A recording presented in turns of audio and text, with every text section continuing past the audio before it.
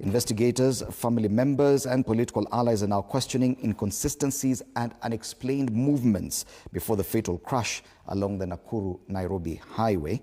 Detours, unidentified companions, meetings, and the final 45 seconds captured on CCTV that raise more questions than answers.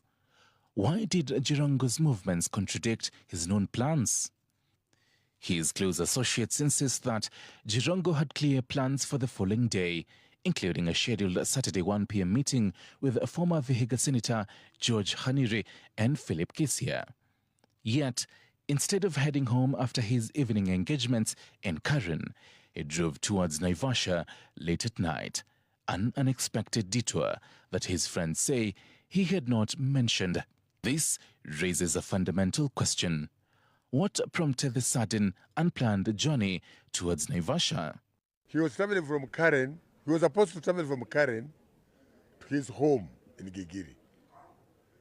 But now he was found dead on Naivasha-Nairobi Road, traveling from Naivasha towards Nairobi. So we don't know. The only people who can find out is police. If they can check on the cameras, they should be able to tell, because there are cameras. They should be able to tell how this car traveled all the way to that side and back. Naivasha is not in between here and Karen. How did he find himself in Naivasha, driving back to Nairobi? In Naivasha, driving back to Nairobi. That's a mystery that must be unraveled. What was the purpose of the Karen meeting? According to George Khanire, JIRONGO was last seen at the Karen Oasis Bar in the company of National Assembly Speaker Moses Wetangula and other unidentified individuals. Wetangula reportedly left before 11 p.m. This marked the last time JIRONGO was seen in a group setting. The last confirmed phone call between Khanire and JIRONGO took place at 11 p.m., at which time JIRONGO was still at Karen Oasis. By then, Wetangula had already left, according to Khanire. The next confirmed sighting came nearly 2.5 hours later, when a Boda Boda rider allegedly saw a woman exit JIRONGO's Mercedes-Benz near a hotel along the highway at around 1:30 a.m. This gap in the timeline remains unexplained. Multiple reports indicate that JIRONGO was traveling with a female companion earlier that night. An eyewitness reported seeing the woman exit the vehicle near a hotel along the highway. Her identity remains unknown, as do the reasons for her travel with JIRONGO, where they had come from and why she exited the vehicle at that time. It is also unclear whether investigators have traced or interviewed her, or whether she was a friend, colleague, a stranger, or someone else entirely. CCTV footage reviewed by the Directorate of Criminal Investigations shows JIRONGO driving into a petrol station at 2:18 a.m. from the Nairobi direction. He did not stop to refuel instead. He paused briefly at the exit before making a right turn back towards Nairobi at 2:19 a.m. Just 6 seconds later, a bus rammed into his vehicle. JIRONGO was seen driving towards Naivasha before abruptly turning back towards Nairobi. The reason for this change in direction remains unclear, with possibilities including disorientation, following directions, meeting someone, responding to a phone call, or being followed. Aliingia kwa polepole kidogo na alipofika karibu kwa mafuta akachomoka tena kidogo. Kwa hivyo jinsi alivyokuwa anaingia si wa kawaida, ilikuwa ni tofauti kabisa. The bus driver initially claimed that JIRONGO was overtaking and avoiding traffic at the time of the collision.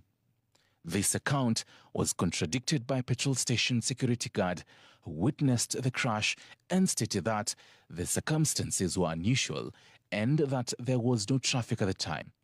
The exact positioning of both vehicles remains unclear, as does whether the collision could have been avoided. Kwenye barabara ulikuwa umetulia. Barabara ulikuwa umetulia kwa huo muda mchache, magari hayakuwa na mfululiza, na hiyo gari tu pekee ndio ilikuja, na muda huo baada ya matukio ndio magari mengine yalikuja sasa yakafululiza, sababu sasa speed ya magari yalikuwa slow. jamaa mwingine, lakini yeye akija hamna gari yoyote ambayo iliandamana naye. Alikuwa ni yeye na yeye peke yake. Hakugive way. Wakati aliona upande yake ya kupanda Nairobi magari meshikana, alifanya hesabu overtake hizo gari, na mimi naye nikamuona nikiwa mbali. Nilipomuona nikiwa mbali, nikajaribu kanyaga hiyo gari break, na kulikuwa kumenyesha. Nikaona nitamwaga watu 67. Nikienda kando nitamwaga watu 67.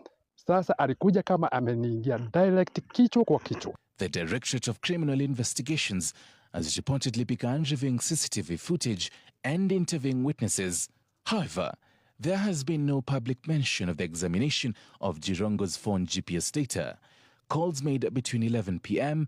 and the time of the crash, messages sent or received, or whether the phone was recovered intact.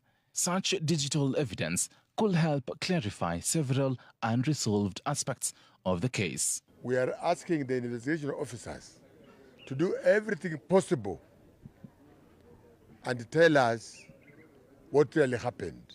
We, as the family, the community, and the country at large, we want answers.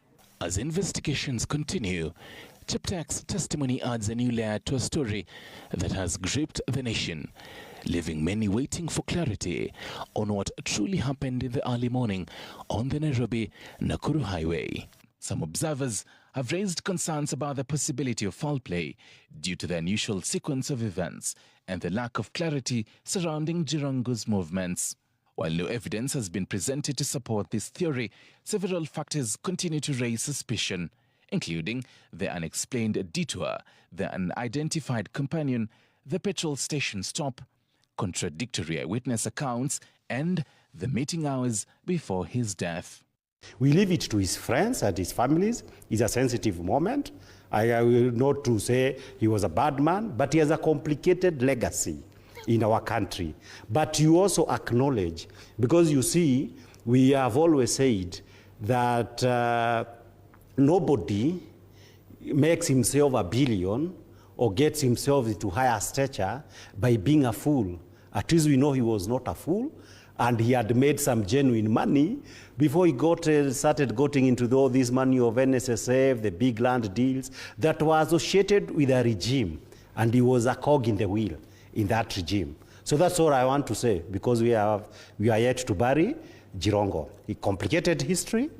The Machiavellian historian, he talked about historians. Yes. They will tell us about him. All right, but you know, they normally say it doesn't matter how you started, isn't it? It really matters how you end. So a good name also is better than rubies. Yeah? It's better than rubies at the end of the day, Joshua. Maybe as I said, I leave the definition of Jirongo's legacy to historians.